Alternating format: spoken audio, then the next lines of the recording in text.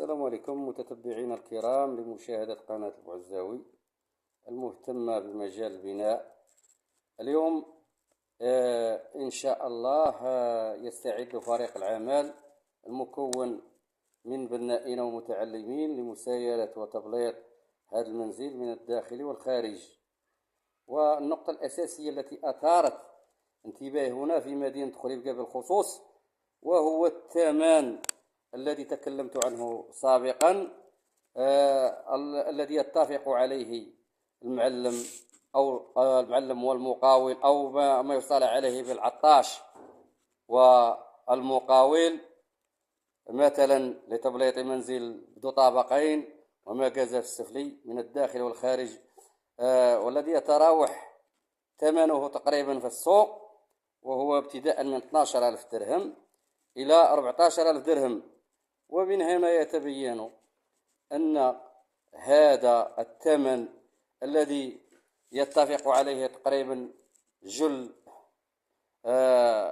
المنعشين العقاريين والمعلمين الذين يعملون بيدهم أو الذين يستعملون الملاسة كأداة لقوت يومهم، إنه غير منطقي ومقبول، لأن المعلم اليوم أصبح 150 درهم والمتعلم 120 درهم.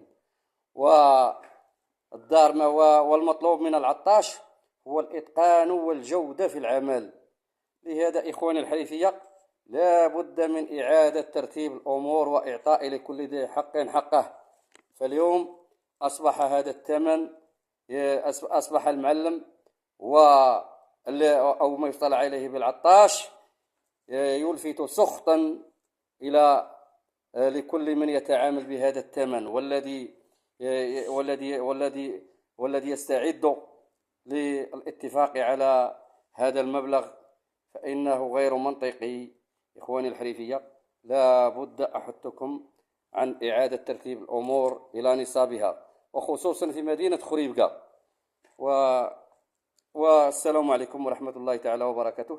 ولا تنسونا إخواني بالبارتاج وتفعيل جرس الجرس، فإننا نبقى متشبثين بمبادئنا حتى ترجع الأمور إلى نصابها. والسلام عليكم.